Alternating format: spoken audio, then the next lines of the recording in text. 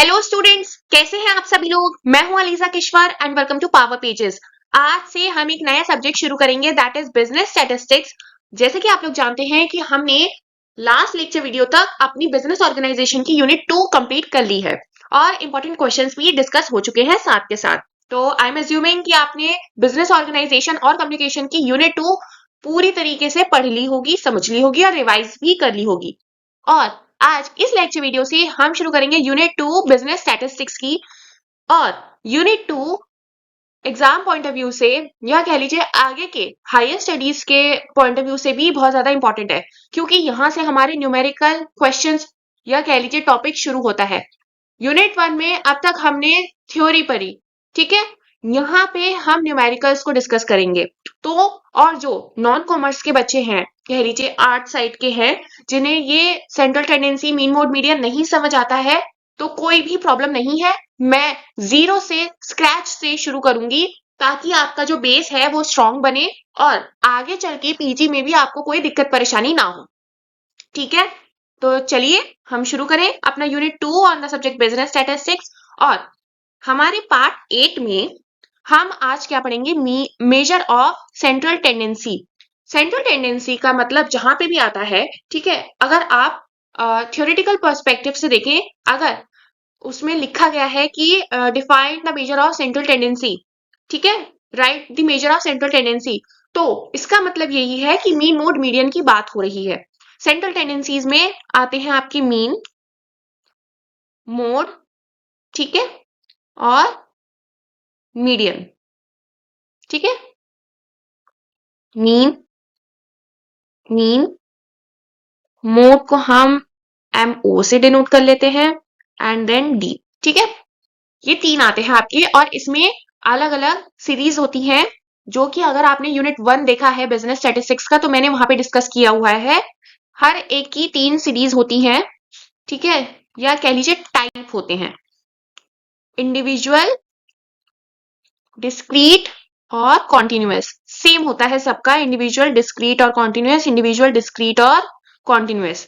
इन सबके टाइप्स जो होते हैं ना, ये इनको हमें डिस्कस करना है, ये, ठीक है। तो आज के लेक्चर वीडियो में हम सिर्फ मोटा मोटा इतना पढ़ेंगे कि मीन मोड मीडियन होता क्या है। आगे के लेक्चर वीडियोस में हम इसके न्यूमेरिकल एस्पेक्ट्स भी कवर करेंगे, ठीक है। तो चलिए शुरू करते हैं और देखते हैं कि सेंट्रल टेंडेंसी का मतलब होता क्या है। सेंट्रल टेंडेंसी क्या होता है? Central tendency refers to a single value that represents the center or typical value of the data set, ठीक है। एक कोई भी वैल्यू जो उस पूरे डेटा सेट को रिप्रेजेंट करे। आपने अर्थमेटिक मीन पढ़ा है, जिसने नहीं पढ़ा है, मीन हमें एक डेटा सेट्स गिवन होते हैं, ठीक है, सो, और उसका हम अर्थमेटिक मीन निकाल के एक एवरेज निकालते हैं ना, जो हमारा आंसर होता है कि एवरेज ये है। तो इसी एवरेज को कहा गया है सेंट्रल टेंडेंसी, ठीक है। Central tendency refers to a single value. ये क्या है? ये एक सिंगल वैल्यू है, ठीक है, that represents the centre or typical value of the data set, ठीक है। यहां तक समझ आया? It help us to understand where the most data value lies and provide a summary of the entire distribution. जैसे कि मैंने मीन का एग्जांपल दिया, एक एवरेज निकल के आया, तो हमें मोस्टली जैसे मान लीजिए कि कोई क्लास है, हमने हाइट का उसमें करा है, ठीक है। अब हर तरीके के बच्चे होते हैं, हर तरीके की हाइट होती है अलग अलग की, ठीक है। अब हमने उस पे एवरेज लगाया, हमने जाना कि जो एवरेज हाइट है, जो मोस्टली जो बच्चे हैं वो 160 सेंटीमीटर के या 155 सेंटीमीटर के हैं, ठीक है, ठीक है। यहां तक समझ आया? तो ये क्या हुआ, एक डेटा सेट का हमने एक सिंगल वैल्यू को करा कि एवरेज इतना है कि मोस्टली जो भी बच्चे हैं, 30, 40, 50 जितने भी हैं, उसमें से एवरेज हाइट जो बनती है बच्चों की वो 165 या 155 सेंटीमीटर है। यहां तक बात समझ आई? और इसके मेन मेजर्स क्या होते हैं सेंट्रल टेंडेंसी के? मीन, मोड एंड मीडियन, ठीक है। और इसकी ऑफकोर्स 3 सीरीज तो होती ही है, सीरीज कह लीजिए, टाइप कह लीजिए, वैसे इन्हें सीरीज कहा जाता है। यहां तक समझ आई बात? चलिए अब आगे बढ़ते हैं और इनको एक एक करके समझते हैं।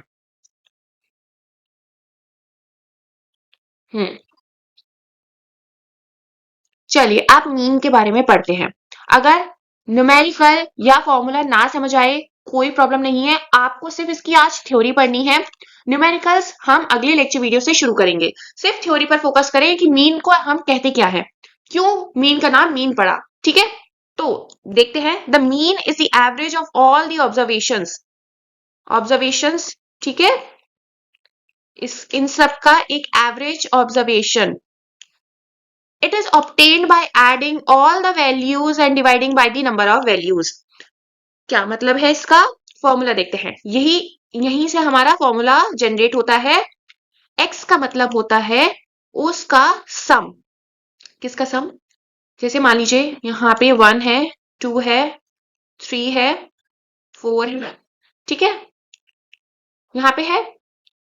ठीक है, ये क्या बना? 5 5 5 10। ये कितना बना? 10 10 बना, तो 10 डिवाइड बाय 4 ये होता है। ठीक है, जहां पे ये देखिए यहाँ पे भी लिखा है मैंने सिग्मा एक्स, इसको कहते हैं हम सिग्मा। ये सिग्मा का साइन है, आपको ये लगाना बहुत जरूरी है। इसका मतलब होता है समीशन, इसको हम समीशन भी कहते हैं। वैसे हम इसे सिग्मा कहते हैं, बट इसका एक्चुअल जो नेम होता है वो होता है समीशन। समीशन ऑफ एक्स, इसको हम ऐसे पढ़ते हैं। Mean is equals to summation of x divided by number of observations. ठीक है, sum of all observations divided by number of observations. यहां तक समझ आया? मीन समझ आया कैसे निकालते हैं? सिंपल लग रहा है। चलिए आगे बढ़ते हैं। अब इसके कुछ एडवांटेजेस और डिसएडवांटेजेस देखते हैं जो थियोरेटिकल पर्सपेक्टिव से बहुत इंपॉर्टेंट है। एडवांटेजेस क्या है? Easy to understand and calculate, simple है formula, use for all the observations, useful for further statistical analysis, rigidly defined. Then इसके कुछ डिसएडवांटेजेस भी होते हैं। Highly affected by extreme values, not suitable for skewed distribution, can not be calculated for open ended classes. Open ended classes हम आगे चल के पढ़ेंगे कि ओपन एंडेड क्लासेस होती क्या है। ठीक है, यहां तक आपको समझ आया? एडवांटेजेस डिसएडवांटेजेस, मीन समझ आया? सिर्फ अभी आपको इतना ध्यान में रखना है कि उसमें क्या क्या चीजें होती हैं। एक्स होता है और एन होता है। एक्स, सिग्मा एक्स क्या होता है? Summation of all the observations, या कह लीजिए sum of all the observations divided by number of observations. ठीक है, एन सेम रहता है, एक्स सेम रहता है। देन देखते हैं हम कि मीडियन क्या होता है। The median is the middle value of the data set when the data is arranged in ascending और डिसेंडिंग ऑर्डर। अब हम वही वाला लेंगे। ठीक है, अब मान लीजिए कि मैंने यहाँ पे 2 लिखा है, यहाँ पे 3 लिखा है, यहाँ पे 1 लिखा है, यहाँ पे 4 लिखा है। ठीक है, अब इसको हमने असेंडिंग ऑर्डर में अरेंज कर दिया, 1 2 3 4। ठीक है, इसका टोटल हमें क्या मिला था? 10। और नंबर ऑफ ऑब्जर्वेशंस क्या थी? 4, है ना? 4 ही थी ना? तो हमें सबसे पहले मीडियन में जो हम काम करते हैं वो यही होता है कि उसे अरेंज करना होता है। ठीक है, अगर एन मतलब ये काउंट, ठीक है, ये 4 है ना? अगर ये ऑड है, ऑड इन द सेंस कि अगर मान लीजिए 1 तो होगा नहीं, 3 5 and so on odd numbers में है, तो हमें ये वाला फॉर्मूला यूज करना होता है जो कि है n+1 डिवाइडेड बाय 2 ऑब्जर्वेशन। ठीक है, याद रखें कि ये आपका लास्ट आंसर नहीं है। ठीक है, अब मान लीजिए कि फॉर एग्जांपल मान लीजिए कि 5 आया है। ठीक है, एज्यूम कर लीजिए कि 5 आया है यहाँ पे। अब हम इसके अकॉर्डिंग देखते हैं, तो 5+1 डिवाइडेड बाय 2 दैट इज 3 बैठेगा, है ना? 6/2 3। थर्ड ऑब्जर्वेशन, तो यहाँ पे क्या आया? ये 3, थर्ड ऑब्जर्वेशन। ठीक है, यहां तक समझ आया? तो मीडियन क्या आया? मीडियन क्या आया? थर्ड। हम याद रखिए, तो ऑब्जर्वेशन की बात कर रहे हैं, ये लास्ट आंसर नहीं मानते हैं हम। ठीक है, चलिए बैक टू आवर टॉपिक कि हमने ऑब्जर्वेशंस 4 ही रखी हैं। ठीक है, अब देखते हैं कि इवन में क्या होगा। इसमें हमने ऑब्जर्वेशन को काउंट किया था एज अ 5, अब हम इस ऑब्जर्वेशन में काउंट करेंगे एज अ 4। इसमें क्या करना है देखिए, 4 divided by 2 plus 4 divided by 2 plus 1 divided by 2। ठीक है, यहां तक समझ आया? इसको आप सॉल्व करेंगे तो ये आपका लास्ट आएगा। ये टीएच ऑब्जर्वेशन नहीं है, ये आपका यहाँ पे लास्ट आएगा। ठीक है, यहां तक समझ आया? क्योंकि ये पॉइंट में आएगा, समझ रहे हैं? ये पॉइंट में आएगा इसलिए ये लास्ट आएगा। यहां तक समझ आया? चलिए आगे बढ़ते हैं और देखते हैं इसके कुछ एडवांटेजेस और disadvantages. Not affected by extreme value, suitable for skewed distribution. जो मीन में डिसएडवांटेज था वो यहाँ पे एडवांटेज है। Can be calculated for open ended classes. जो भी मीन में डिसएडवांटेज थे आपने नोटिस किया होगा वो सारे यहाँ पे एडवांटेजेस में लिखे गए हैं, और जो वहां पे एडवांटेजेस थे वो वहां यहाँ पे डिसएडवांटेजेस के रूप में पेश करे गए हैं। देखते हैं। Does not use for all the observation, not suitable for further algebraic calculations, less precise compare to mean. यहां तक समझ आया? आया? मीन समझ आया? मीडियन समझ आया? चलिए लास्ट की तरफ बढ़ते हैं और देखते हैं मोड। मोड बहुत इजी है वैसे कैलकुलेशन में। अब देखते हैं, the mode is the value that occurs most frequently in the data set. इसमें ये वाला जो है ये आपका सिर्फ बनता है कॉन्टिन्यूअस सीरीज में, सिर्फ कॉन्टिन्यूअस सीरीज में बनता है, वरना मोड को देखने का सबसे इजी तरीका होता है हाईएस्ट या मोस्ट अकरिंग वैल्यू। ठीक है, अब मान लीजिए जैसे कि यहाँ पे मैंने कुछ लिख लिया, ये मान लीजिए ये लिख लिया। ठीक है, अब यहाँ पे मोस्ट अकरिंग वैल्यू कौन सी है? 2 है ना, तो मोड क्या हो गया? मोड क्या हो गया? 2। ठीक है, ये ऐसे है। चलिए इसका फॉर्मूला देखते हैं। There is no fix formula for mode in simple data for grouped यानी कि ये वाला जो मैं कह रही थी कॉन्टिन्यूअस सीरीज, हमने सीरीज पढ़ी है ना, इंडिविजुअल डिस्क्रीट कॉन्टिन्यूअस, तो कॉन्टिन्यूअस सीरीज के लिए ये वाला फॉर्मूला है। इसमें हम देखते हैं कि इसका मतलब क्या होता है। एल का मतलब होता है lower limit of the modal class. अब मान लीजिए जैसे कि 0 से 1, 1 से 2, 2 से 3, 3 से 4। ठीक है, यहां से समझाती हूँ। ये होती है आपकी मॉडल क्लास। ठीक है, ये आपको एक्स देंगे और यहाँ पे कुछ भी आपकी फ्रीक्वेंसी होगी। ठीक है, यहाँ पे कुछ भी आपकी फ्रीक्वेंसी दे रखी होगी। ये होता है लोअर। ठीक है, ये होता है आपका लोअर, लोअर लिमिट कहते हैं इसे हम एल लोअर लिमिट, ऐसे एल एल भी कहते हैं। फ्रीक्वेंसी ऑफ लोअर लिमिट यहाँ पे है F1। ठीक है, अब देखिए F1 frequency of the modal class, highest frequency जो होगी, हाईएस्ट फ्रीक्वेंसी, ठीक है, इसके ऊपर तो है ही नहीं ना, तो ये होती है frequency. Then frequency of the class preceding to the, यहाँ पे एक ऐसे ऐसे देखिए F0, यहाँ पे F1, F0 and then F2। ठीक है, ये ऐसे होती है, ये वाला इसका फॉर्मेट होता है। Then frequency of the class succeeding to the modal class. ठीक है, यहाँ पे है, इसके ऊपर तो होगी नहीं, है ना। मान लीजिए अगर ये होता, ठीक है, लोअर लिमिट, तो ये आपकी बनती है F0, ये आपकी बनती है F1 एंड ये आपकी बनती है F2। एंड H का मतलब होता है height, height in the sense कि इन दोनों में क्या कितना डिफरेंस है। ठीक है, 1 का है ना, हाइट को हम इंटरवल भी कहते हैं, क्लास इंटरवल। ठीक है, तो आई भी लिख सकते हैं आप। ठीक है, तो ये ऐसे होता है 1। यहां तक समझ आया? आपको अगर नहीं भी समझ आ रहा है ना तो कोई प्रॉब्लम नहीं है, आपको बस ये पता होना चाहिए कि मीन मोड मीडियन में कंपोनेंट्स कौन कौन से होते हैं, क्या क्या हमें देखना चाहिए, क्या क्या हमारे पास गिवन होता है और कैसे हमें सॉल्व करना है, और किस तरीके से सॉल्व करना है वो मैं आपको बताऊंगी आगे के लेक्चर वीडियोस में। चलिए अब देखते हैं हमारे इसके कुछ advantages. Easy to understand, not affected by extreme values, useful for qualitative data, can be located by inspection.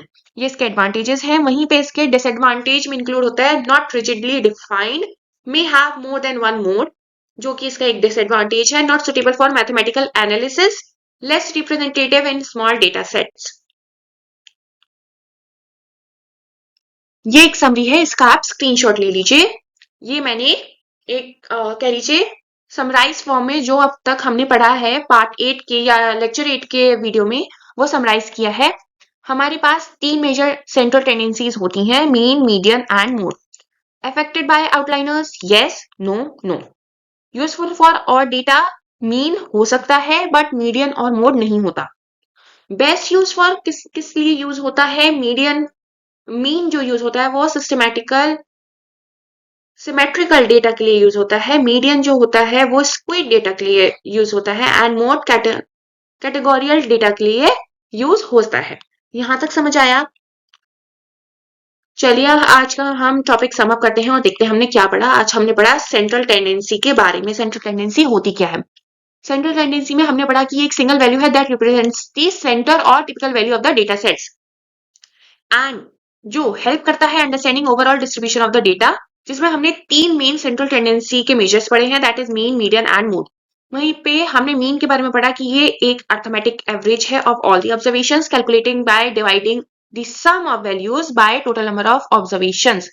ठीक है, x divided by n. It uses all the data and is useful for further calculation, but it's highly affected by the extreme values. वहीं पे हमने central जो tendency जो second type पढ़ा है जिसमें वो है मीडियन.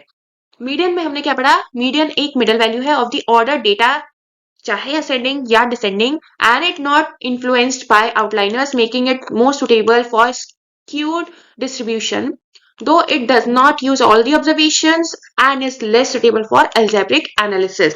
वहीं पे हमने जो लास्ट मेजर पढ़ा है वो पढ़ा है मोड.